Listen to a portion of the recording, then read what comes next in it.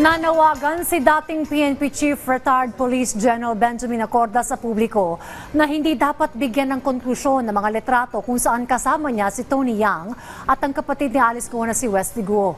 Ayon kay Acorda, hindi niya alam na may pogo operation si Yang nang sila'y nagpa-picture ng panahong yon. Si Patrick De Jesus sa report. Patrick. Ako ang nagpa-operate sa Bamban, no?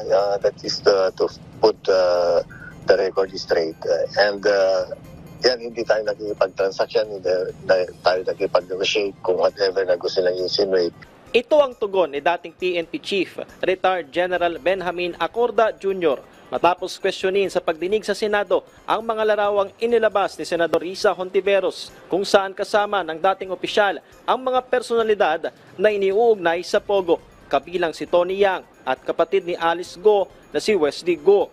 Sa pagdinig, kinumpirma ni Yang na kilala niya si Acorda mula nang magsilbi itong hepe ng Cagayan de Oro City Police at Police Regional Director ng Northern Mindanao kung kailan kinunan ang mga larawan.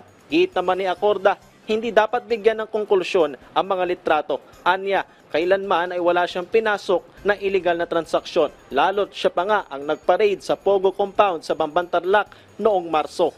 Now, with regards to the pictures na malapit sa Pogo, wala akong kinakausap tungkol sa Pogo. Wala akong mga kaibigan na tungkol sa Pogo. During that time na nakuha yung pictures yan, you know what is the stand of the government during that time. And kahit na that is the stand of the government during that time, hindi ko po alam na, na may Pogo operation si Mr. Yang. Nanindigan pa ang dating PNP chief na malinis ang kanyang konsensya at wala siyang koneksyon sa Pogo. Pero pag-amin ni Acorda, nasaktan siya sa mga naging panghusga. Talagang masakit because for 37 years I tried to keep my records clean. Pero just for one picture or many pictures and with so many innuendos, nasira agad. Pero kasama na yan sa serbisyo. I can face anybody squarely, eye to eye, without flinching an eye. Masabi ko, malinis po tayo dyan kay Alice Go, wala tayong pakialam dyan. Sa pagtakas niya, hindi rin ako tumatanggap ng pera sa kanya. I hope yung mga ating mga kababayan, lawakan ng pag-iisip. Maraming mga nangyari sa behind the curtains. Iimbitahan ng Senado si General Acorda sa susunod na pagdinig patungkol sa mga operasyon ng Pogo. Ikalawang PNP chief ng kasalukuyang administrasyon si Acorda na nagsilbi mula Abril 2023 hanggang Marso ngayong taon.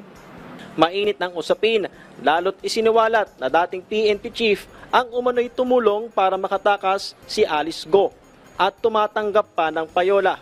Pero una nang nilinaw ni PAGCOR Senior Vice President, Retired General Raul Villanueva na chismis lamang ang impormasyon. Patrick De Jesus para sa Pambansang TV sa Bagong Pilipinas.